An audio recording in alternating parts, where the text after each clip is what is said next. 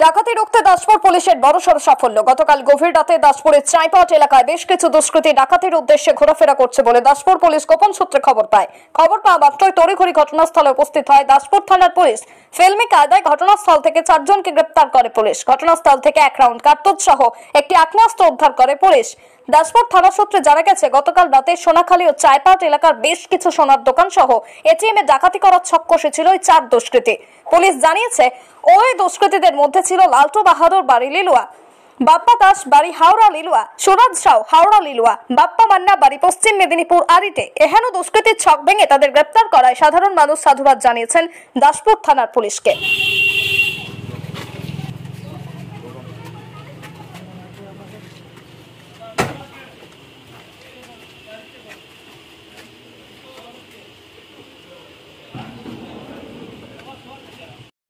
দাদা কতদিন থেকে এরকম? তোমাদের মূল পান্ডা কে দাদা? আর কি কি প্ল্যান ছিল দাদা?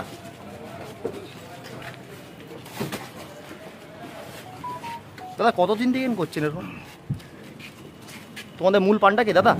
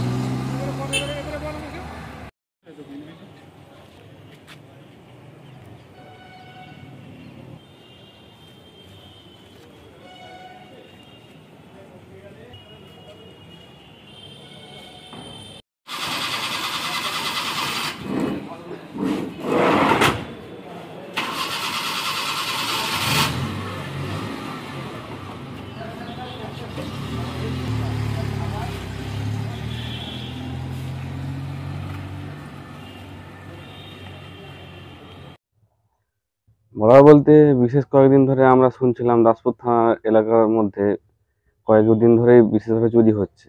বিভিন্ন জায়গায় নানা রকম টেকনিকের মাধ্যমে চুরি করছিল। তো তখন আমরা খুব চিন্তার মধ্যে ছিলাম।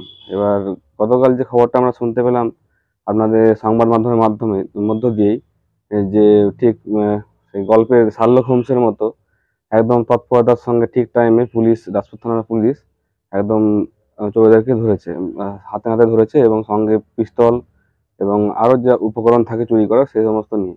তো এই কাজটা যে দাসপুর থানার পুলিশরা করতে পেরেছে, তাতে আমরা দাসপুর থানার পুলিশদেরকে সাধুবাদ জানাই, তাদের এমন উদ্যোগ এবং প্রচেষ্টাকে। আপনার নাম? আমার নাম নয়ন দলুই, বাড়ি অস্তল।